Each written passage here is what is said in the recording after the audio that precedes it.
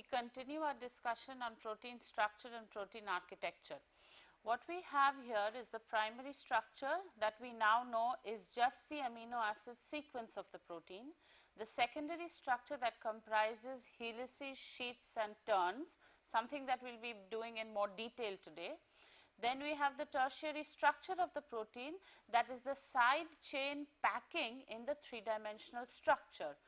This we will be doing later because we have to understand the interactions that go on into what is called the folding of the protein. Finally, we have what is called the quaternary structure of the protein, that is the association of subunits. So, I have here for you the primary structure followed by the different elements of secondary structure. Then we have the tertiary structure of the protein, and if you see this monomer subunit, it has associated with it now another subunit where you have a connection that is not a covalent bond. It is just an agglomeration or an aggregation of these two units that is forming what is called the quaternary structure of the protein. You have to remember that there is usually no covalent formation between the quaternary subunits in the quaternary structure. All proteins will have a primary structure, a secondary structure and a tertiary structure, but not all proteins will have a quaternary structure because all of them do not have a polymeric or an oligomeric structure. Now, this is what we consider when we consider the specific elements of secondary structure associated to form the tertiary structure. So, from the primary amino acid sequence, we go on to the helix and then we go on to the tertiary structure. Now, if we want to understand the amino acid sequence of the protein, you now know that each amino acid is going to have its own isoelectric point. Each amino acid is going to have its own definite point where it is going to lose its protons or be 0 in net charge, right. Now, the isoelectric point also exists for the protein. Now, what is this? This is when the pH of the protein is 0, at the pH at which the net charge on the protein is 0. Now, what is that? What do we mean by the pH at which a protein has a net charge of 0? Now, the protein is going to have a large number of amino acid residues. Some of them may be acidic, some of them may be basic. So, each of them are going to lose their protons at different times. Okay? So, if we have, say, at pH 2, we have all, what do we have here? We have all the side chains protonated as well as the amino and the carboxylic acid terminal protonated. We cannot say which is which. This may, we know that one of this has to be the terminal and we know that one of this has to be the terminal, but this may belong to a lysine and this may belong to either an aspartic acid or a glutamic acid. Now, as I increase the pH, what am I going to do? I am going to lose the carboxylic acid protons first. So, I am going to come to a point at, say, in this case I have written pH equal to 7. What is the net charge on the protein here? It is 0. So, this would correspond to the isoelectric point of such a protein. Now, you may have another protein that has an extra NH3 plus here, right. So, to reach a net charge of 0, I would have to go even further high in the pH to achieve a net charge of 0. So, once I achieve that net charge of 0, I can then say that I have reached what is called the pI of the protein. So, as I keep on increasing or rather deprotonating all these protons that are available, I come to a very high pH where I have lost even all the protons that were associated with the amine groups. Okay? So, if you were to have a basic protein, what do I mean by a basic protein? I mean a protein that has a large number of lysines or arginines associated with it, the pI of that protein is going to be high. If I have an acidic protein rather, then what is going to happen to my pI? It is going to be a low value. Why? Because I am going to reach a negative charge or a negative charge after the deprotonation of the carboxylic acid groups. I am going to achieve that at a lower pH. So, I am going to have, or the protein is going to have a net charge that is 0 at a lower pH than would a basic protein. Okay? So, that is what we mean by when we consider the pI of the protein, and you understand that it depends on the number of charged amino acid residues. So, it is going to depend upon the number of lysine, arginine, aspartic acid, glutamic acid that you have in the protein, because that is where you are going to associate the charges that are going to be essential in understanding how you can actually determine what the pI of the protein is. So, if you have a polypeptide, right, you can determine what the pI is from just a knowledge of what is the content of the polypeptide. Okay? You know the number of charges, you know you have to come to a net charge of 0 to attain the pI. Now, when we consider the charge importance, okay, or the importance of protein structure, so to speak, I just have this one slide that shows you how detrimental a very slight change in the structure might achieve. Now, you have all heard of sickle cell anemia. This is what happens to your red blood cells, which are originally circular in shape. They become sickle shaped if you happen to have the sickle cell anemia. Now, this is the beta chain of hemoglobin. For now, let us consider it is the polypeptide sequence of one of the chains that is present in hemoglobin. What you see here is everything is the same except this glutamic acid. It has become valine.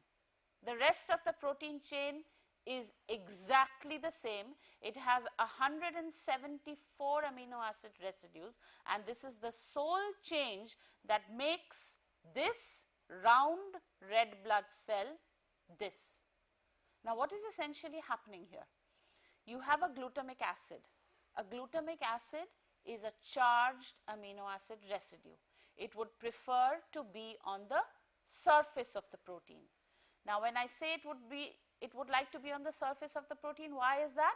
It is because it has a negative charge associated with it. It would like to associate with the solvent around it. Now, when I change it to a valine, what am I doing? I am making it a hydrophobic amino acid residue that does not like to be on the surface at all. So, what is happening here is, you see, this is hemoglobin, this is the beta chain, the blue ones are the beta, the yellow ones are the alpha. So, what do I have here? I have the quaternary structure of hemoglobin that is comprised of 4 subunits. 2 of them are alpha type, 2 of them are beta type. The one that is marked in red here is the valine. Now, what happens, because the glutamic acid was on the surface, this valine is now on the surface. So, what happens is another hemoglobin molecule comes here, and this bottom one of the next hemoglobin molecule sticks with this one. Sticks means it forms a hydrophobic interaction because it wants to be away from the solvent. So, eventually what do you get? You get a fiber. Okay? Because what is going to happen? You are going to have another hemoglobin that is going to stick to the bottom of this one. So, you are eventually going to get fibers, and these fibers are what forms this sickle cell. This was the first molecular so-called disease that was determined to be solely on the amino acid sequence of the protein.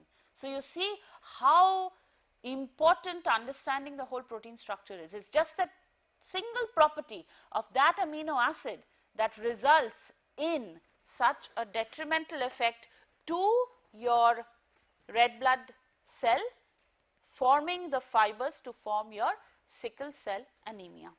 And the reason being that the glutamic acid that was on the surface is now no longer there. You have valine, which would prefer to be away from the solvent. Okay, so now we have our amino acids that are linked by these peptide bonds. Now, this is what we say when we have a partial double bond character to the peptide bond. Okay. Now, what do we have in this case? This is the C alpha, This is the C alpha of the next amino acid, and to it or to both of them are attached side chains. This is trans in nature because the C alphas are on two opposite directions. I can have a cis peptide also, okay. But what happens to a cis peptide? I have the C alphas on the same side, and if I have C betas on top of this, what is going to happen? There might be a steric clash, which is the reason why you have more trans peptide bonds than you have cis peptide bonds. Also, we have prevention of rotation about this single peptide bond due to the formation of this partial double bond. How is this being formed? You have the lone pair on nitrogen, so it forms this partial double bond, and because of its partial double bond character, what do? You impose a rigidity. It is not as flexible as the other single bonds in the peptide chain. What are these other single bonds? These are the other single bonds that are going to amount for the rotation around these single bonds. And what do we have here? We have the peptides that form two rigid planes here. Okay. Why are we calling these rigid planes? Because of the partial double bond character that restrict rotation about the C-N peptide bond. What do we have here? We have free rotation about which other bonds then? The phi and the psi angles, and I explained in the last class how we can have such a rotation. How do we define it? We define it by 4 atoms. So, for example, if I want to define the phi angle, how do I define it? I define it by the C, the N, the C alpha and the C. What does it mean? It means that if I construct a plane that has the points C, N and C alpha on it, and I construct another plane that has N, C alpha, C on it, then the angle between those two planes is going to give me the phi angle. Similarly, I can get the psi angle, that is going to be the angle between the planes that have N, C alpha, C and C alpha, C, N. So, we have our phi psi rotations, and this gives rise to what is called the Ramchandran plot, which I explained last time, where we have definite locations for the alpha helix and the beta sheet. Okay, we will understand how these locations are restricted in their phi psi values based on the geometry that they have. This is what is called a beta sheet. Now, when you look at a beta sheet, you can straight away, even if you did not have these arrows here, you should be able to tell me in which direction the polypeptide chain is going. Why? Because you know that you always begin with an N. So, you have an N, a C alpha followed by a C. So, what is this amino acid? It's a glycine. Right? In fact, all of them are glycines, it's just for a simple representation. So, what do we have here? We have N C alpha C, N C alpha C. So, my protein chain is in this direction. What about the next one? If I go from here, I have N C C alpha, that is the wrong direction. What is my right direction? N C alpha C. That is my backbone, N C alpha C. So, what is the direction of my polypeptide chain? It is opposite to the previous one. It is anti-parallel. Fine. Look at the bottom two strands that we have here. I have N C alpha C. So, it is going from left to right. In the bottom chain, the bottom strand, I also have N C alpha C. So, it is also going from left to right. So, I have a parallel strand here, right. I have two parallel strands here and I have two anti-parallel strands here. Okay. So, it is just the direction of the beta strand that is going to determine whether it is an anti-parallel beta sheet or it is a parallel beta sheet. Now, very carefully look at the hydrogen bonding between the sheets. Now, when we speak of secondary structure, there are two types of secondary structure that are important. They are the alpha helix and the beta sheet. Both of these have hydrogen bonds that associate them. Okay?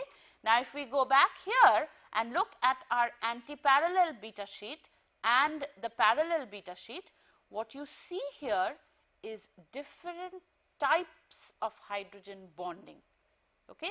If you look carefully, you will be able to distinguish the difference. What is the difference? This N-C alpha C is a single amino acid. If we look at what it's hydrogen bonding with, this is going in the opposite direction from right to left. So, I have N-C alpha C. Is this the same amino acid or a different amino acid? It is the same amino acid. What about this? So, I have the N of this amino acid link with the O of another amino acid on another strand, and the same amino acid is going to have its amino NH link with the carboxylic O of the other amino acid. Okay, is that clear? So, we have an amino acid N-C alpha C on top. On the second strand, I also have N-C alpha C here, and the hydrogen bonds are between the same set of amino acids. Look at the difference in the parallel set. What do we have there? In the parallel set, you see we have our chains in the same direction. Our strands are in the same direction. So, what do I have on the top strand here?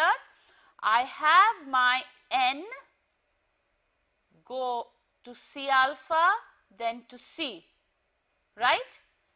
In the bottom strand, I also have my N C alpha C. This has a hydrogen bond with this amino acid, and the CO of this amino acid here has a hydrogen bond with another amino acid. Do you see the difference? It is very, very clear. Okay? The hydrogen bonding in the first case, let's look at this. Again, we have N-C alpha C. My NH and my CO bond with the same amino acid. In the second case, my NH and CO bond with two different amino acids. So, when you have the bond of an amino acid in a beta strand, hydrogen bond, the amino acid, hydrogen bond with two different amino acids, it is a parallel beta strand. When you have the amino acid form hydrogen bonds with the same amino acid, it is an anti-parallel beta strand. Okay? So, this is the hydrogen bonding difference between the two. What about alpha helices? When we speak of alpha helices, that is another type of secondary structure that also has specific phi psi angles that we have to consider, that are minus 57 and minus 47. What am I talking about? Where is this? On the Ramchandran plot. Okay? So, this would be a typical Ramchandran plot for a protein, where what do you see? You see some alpha helices, some in the beta sheet region, and some here which are usually glycine. The ones on the right hand side with positive phi are usually glycine. Now, let us look at this chain here. When we look at the chain, which direction am I going in? From top to bottom or from bottom to top? You can say from what? You can say from the location of the nitrogen, the C alpha and the C. So, we know this is the N, C alpha C. So, I am going from the bottom to the top, right, and we now know what type of angles we are considering. We have a phi angle, we have a psi angle, and the omega angle is the angle of the peptide bond. Okay. So, this omega angle is usually trans, so it is usually 180 degrees. Okay. You can at times get a cis peptide bond. At that point omega will be close to 0. Okay. Now, let us look at the hydrogen bonding pattern of helices. Now, when we have a helix, we are going round, okay? We are forming a spring. These are two numbers that you might want to remember, which we will be doing again later on. N is 3.6 for a normal alpha helix. I will explain what I mean by a normal alpha helix in a moment. For this, it means that this is the number of residues per turn. Okay? You understand that the helix looks like a spring. So, it is going to have a number of turns associated with it. Okay. Now, these are features of the secondary structure conformations, and you now know what a parallel beta sheet is and what an anti-parallel beta sheet is, and these are the corresponding phi psi locations where you might see them. Okay? But usually we know that a right hand helix is here, a beta sheet is here, this is a left hand alpha helix, or mostly, as I mentioned, glycine, because it is the most flexible amino acid. Okay? And these I showed you last time also, where we have residue conformational preferences. Okay. Now we come to the secondary structure called the helices. We have a specific individual amino acid here.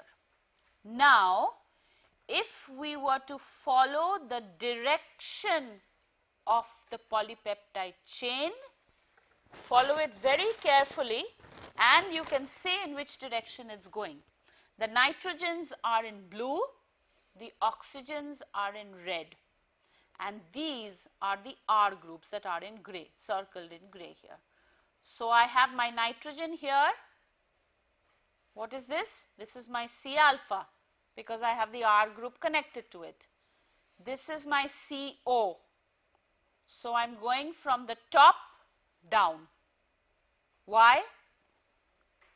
This is the amino acid N C alpha C.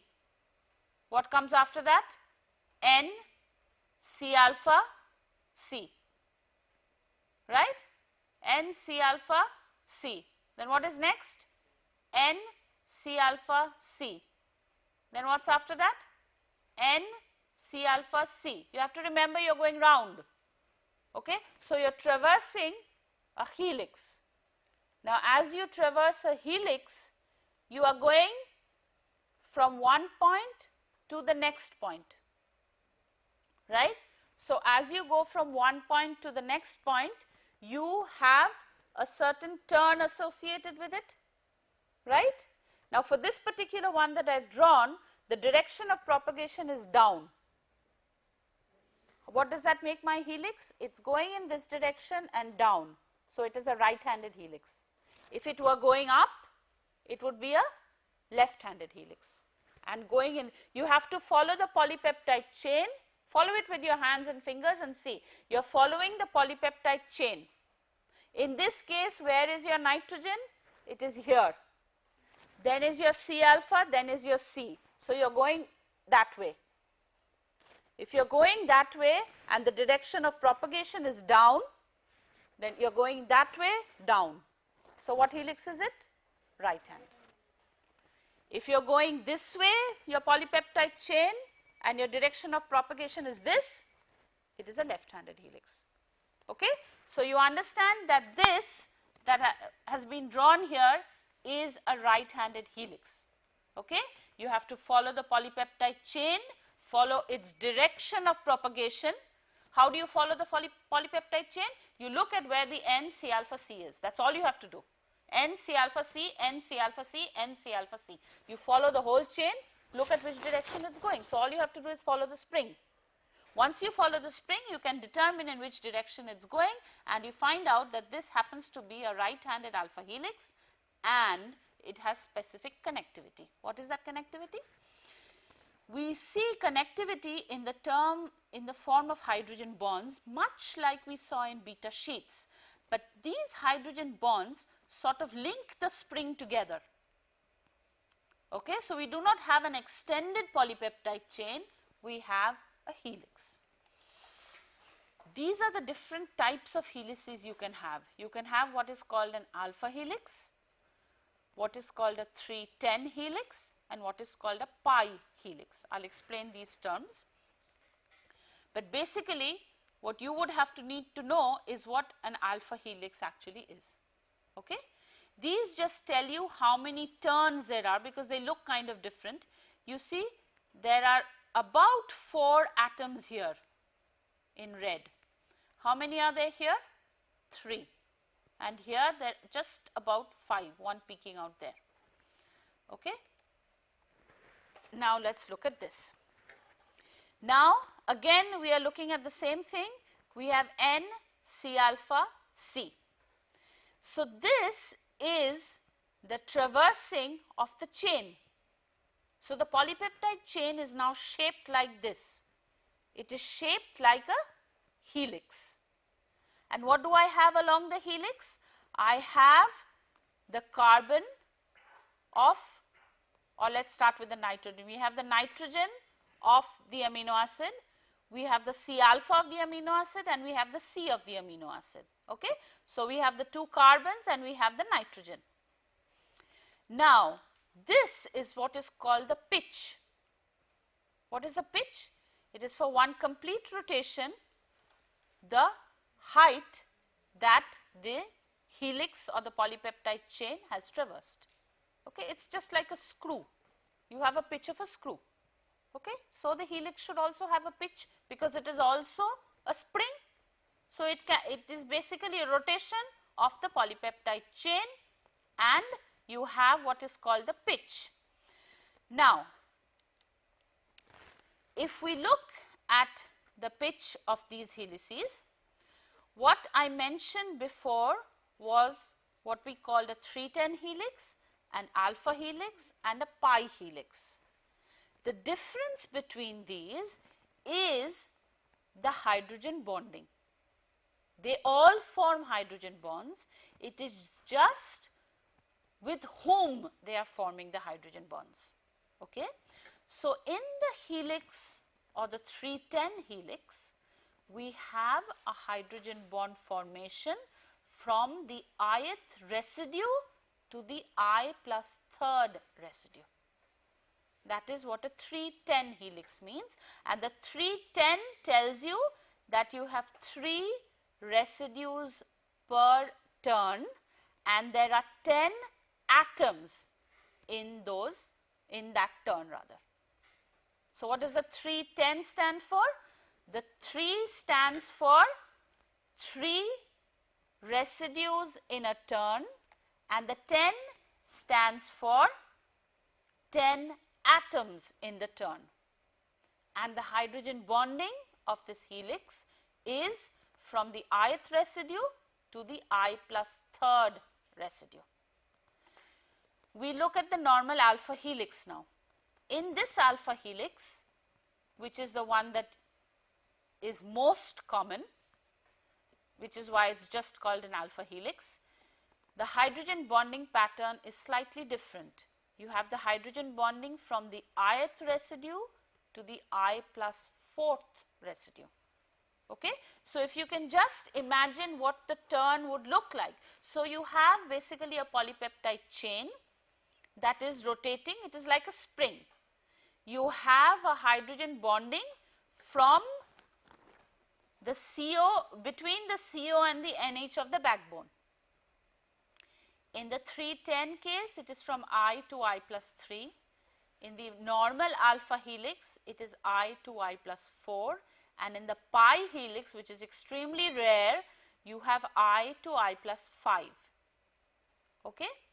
Now, the nomenclature for the 310 helix can also be written for the alpha helix. In this case, it is 3.6 residues per turn and 13 atoms. So, if we were to write it in the same manner, we would, instead of writing 310, we would write 3.613. Okay? But that is not quite necessary for what we are doing right here. What you need to understand is the difference in the different types of helices is solely due to the difference in the hydrogen bonding pattern. Okay? So, basically this makes this sort of a tighter helix, this is slightly looser than that, and this is even looser, because basically what you are doing is you are increasing the pore. If you have a hydrogen bonding from an I to an I plus 3, you have a tighter helix. So, the inside cylindrical part is smaller. If you have it from I to I plus 4, it is slightly larger. I to I plus 5 is even larger. Okay? So, basically you have different, you can see how this diameter gets larger. Okay. So, this shows you the hydrogen bonding pattern even better. The normal alpha helix, as I mentioned, has I to I plus 4. Okay? That is the hydrogen bonding pattern. So, what does this look like? You can see the C double bond O here. So, we have N C double bond O, N C double bond O. So, what has been drawn here? Just the N and the C double bond O. Where is the C alpha? It is in between here, right? How is the amino acid? It is N C alpha C, right? The amino acid is N because there is the amino terminus on one side, the carboxylic acid terminus on the other side, and in between is C alpha. So, the representation just is in this fashion to show you what? To just show you the hydrogen bonding pattern. So, if I have the first amino acid here, which one is it supposed to link with? The fifth one. Okay? So, if this is amino acid 1, 2, 3, 4, 5. Okay? Why did I come here and not there? Because I am turning. It is a helix. So, number 2 should have a link with number 6. So, 2, 3, 4, 5, 6. What do we have the hydrogen bonding between? The NH of this and the CO of 2, in this case in the one with 2 and 2 plus 4, that is 6. It is the second amino acid number 2, that is what is contributing to the hydrogen bonding here? The CO of residue number 2 and the NH of residue number 6. If I go to 1, it is the CO of 1 and the NH of 5. If I go to number 3, what is it? It is the CO of 3 and the NH of 7. Okay? Now, what do you notice here? You notice something, that all the COs are pointing in the same direction. All the COs point in the same direction. What does that mean? Means that this alpha helix can have what is called a dipole associated with it. All of you know what a dipole is. It imparts a polarity to this due to the fact that all the COs in this helix have to point in the same direction if they are to form this hydrogen bond, which is specific for an alpha helix. Okay? So, we have basically the N terminus of the helix, as it is called, because we are going in this direction, to the C terminus of the helix. We have an overall dipole, that is from the N term to the C term. Why do we have it? We have it because we have the hydrogen bonding pattern of the helix. This hydrogen bonding pattern of the helix is going to impart what? It is going to impart a polarity to the helix. And because of this polarity in the helix, we have all the O's pointing in the same direction. We have a dipole associated with that, and we have the helix dipole in that direction. Usually, when you have two helices, like on this diagram here, they are anti-parallel usually. The reason being that the dipoles cancel one another out. Okay, because you wouldn't want the protein to be polar in that sense. Okay. So, usually when you have helices, they are anti-parallel in nature, so that it can counteract the dipole that is associated with the alpha helix. So, what have I shown here in pink? These are alpha helices, okay, that are connected by just some part of the polypeptide chain. Now, we are going to learn a bit more about helices, something called a helical wheel, okay, and you are going to construct a helical wheel. Now, if you look at this diagram here, this is a picture of a protein. What do I have here? I have a strand. This is a strand of a particular beta sheet, and these are just connectors, the ones that look like worms, coils. This is an alpha helix.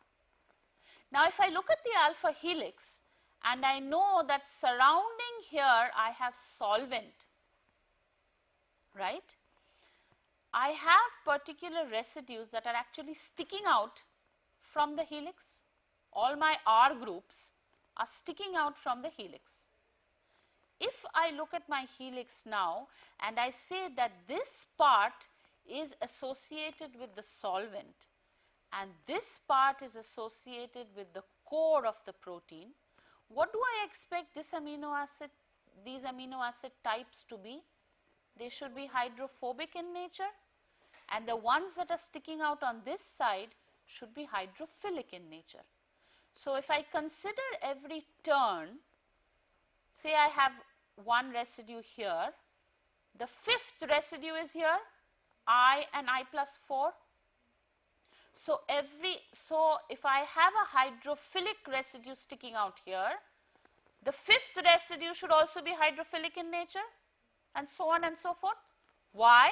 Because my helix is a surface helix, and in here I expect hydrophobic types of residues because this is facing the central core of the protein.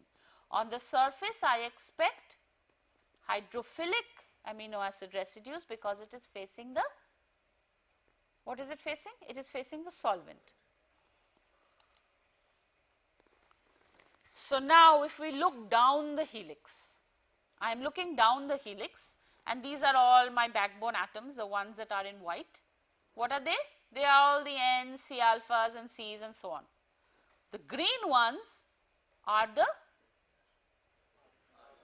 R groups. Now, what happens to my R groups? They are all surfaced around here. So, what I should expect is this set, or say any set, say for let us consider this set should be one type, this set should be another type.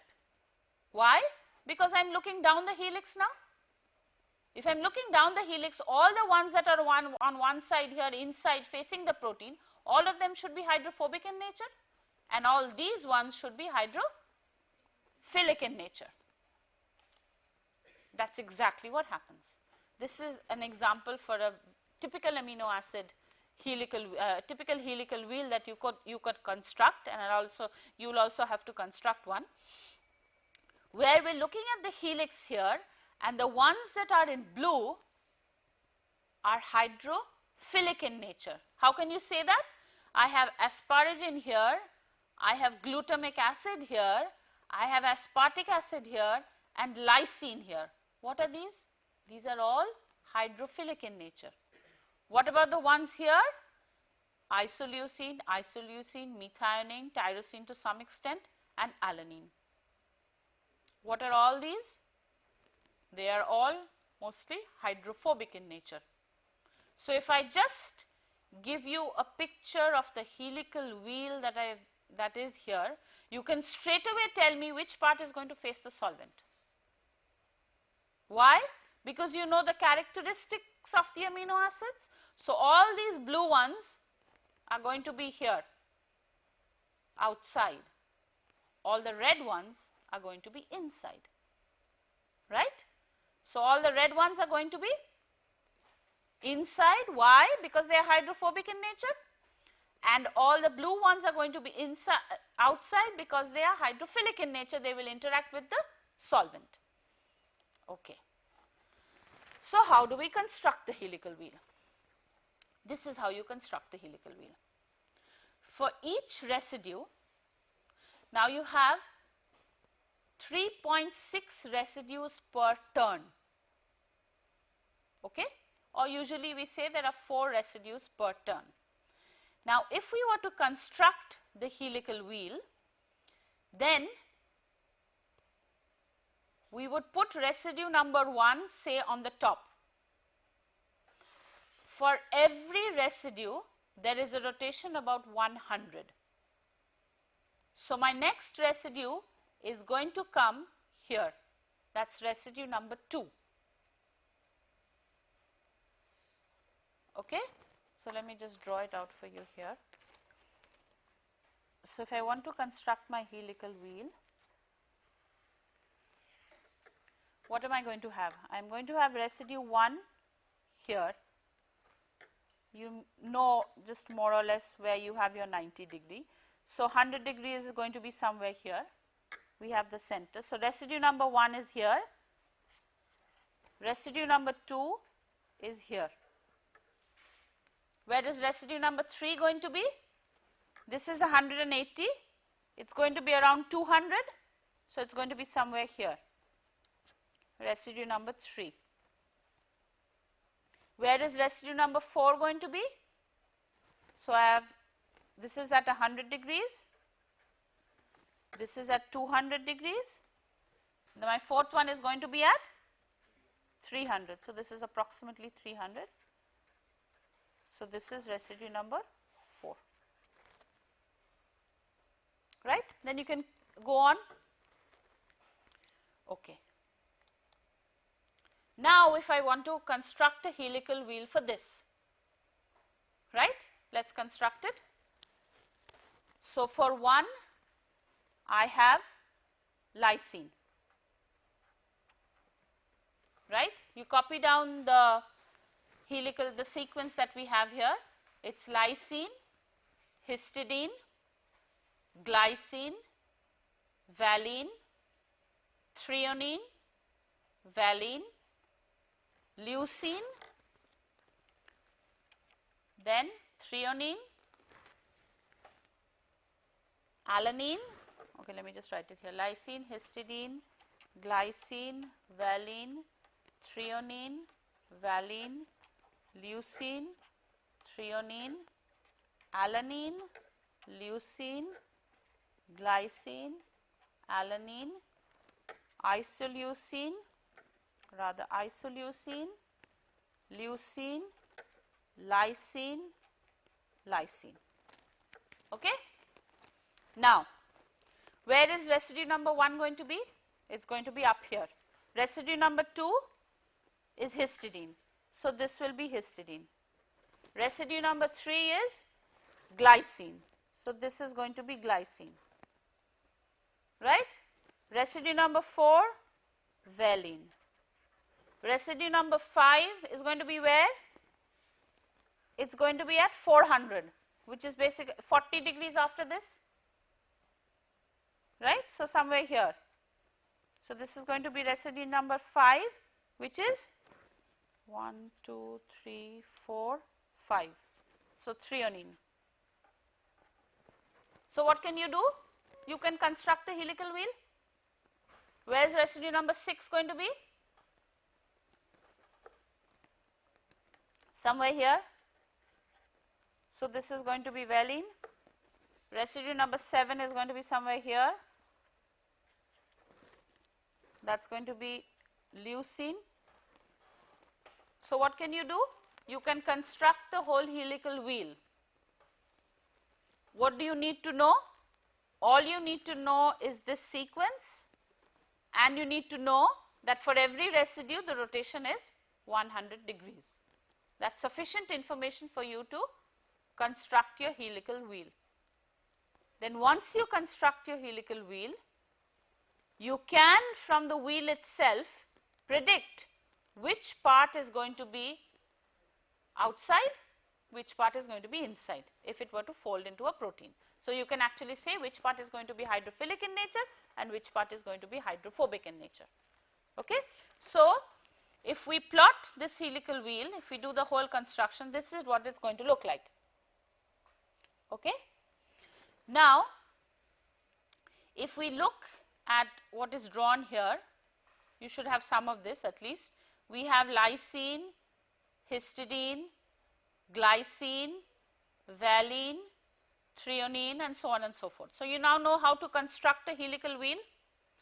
Now, when you construct this helical wheel, we say we have a dotted line here. What is this dotted line telling me? It is telling me that these are mostly hydrophilic in nature. So, this is going to be the outside. These are mostly hydrophobic in nature. So, they are going to be on the inside.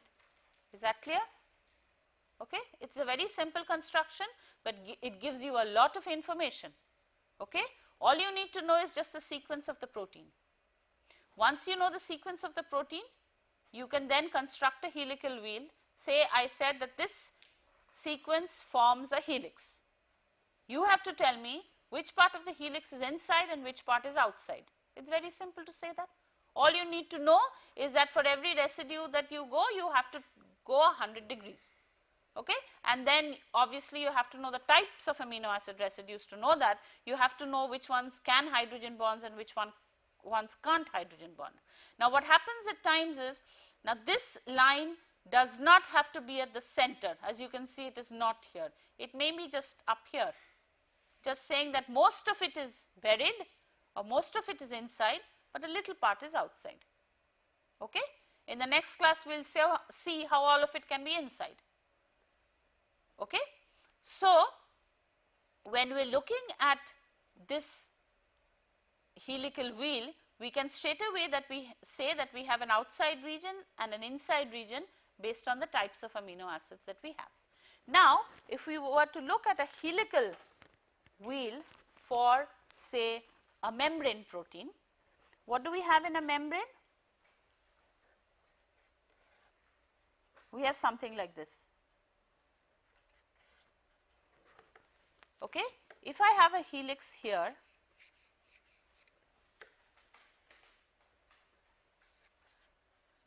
what should I get when I construct a helical wheel?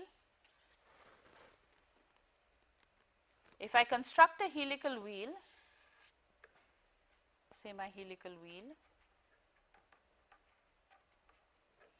and I have my different residues, say 1, 2, 3, 4, 5 and so on and so forth.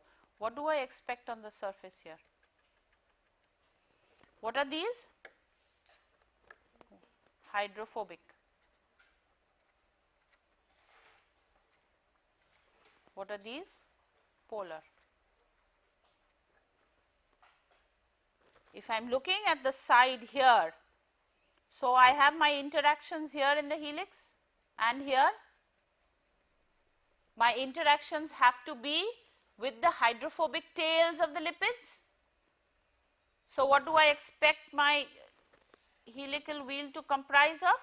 All hydrophobic residues. Does that make sense?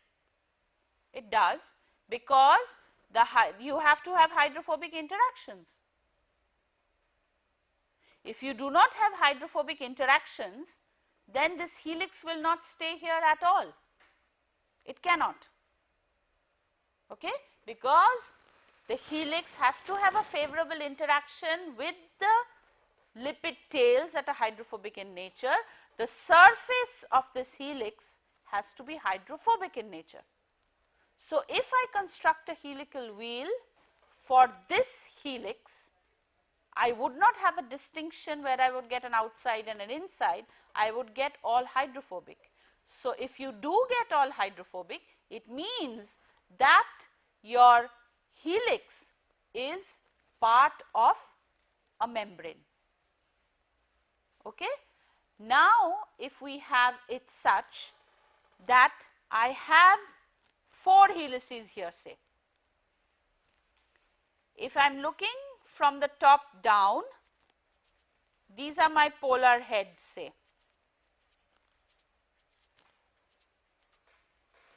Okay? And I have my helix here. That is also possible, because you have to remember that your surface actually looks like this. If I look at the membrane, it looks like this from the top. This is a cross section, right? If I place my eye here, that is supposed to be an eye, then I look at a surface actually, which are all lipids, all polar heads of lipids, right? I have, say, 4 helices in the protein that is embedded in there.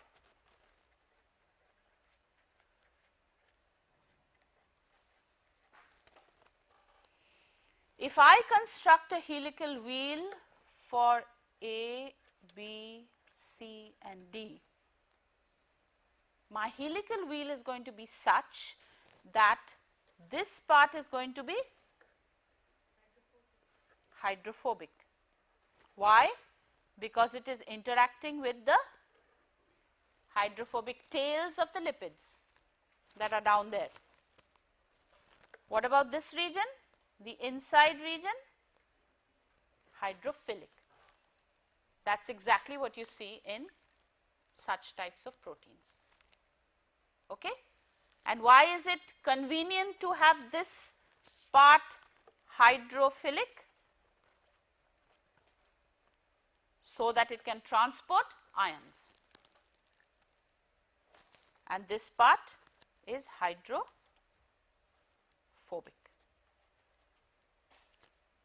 Okay? So, what we learned today was we have rotations about the bonds in the polypeptide chain that give rise to what? The phi psi angles, and we know that the omega angle is also present in proteins, but we rather have a trans peptide than a cis peptide due to the restricted rotation because of the partial double bond character of the peptide bond. Then we have the secondary structural elements that we talked about, where we looked at the features of the beta sheets and the alpha helices. What are the features of the beta sheets that we looked at? Their parallel and the anti-parallel and their differences in the hydrogen bonding patterns. Then for the alpha helices, we looked at the hydrogen bonding patterns for the alpha helices, and we learned how to construct a helical wheel that is going to exactly tell us where our helix is located. Okay? So, we will stop here today. Thank you.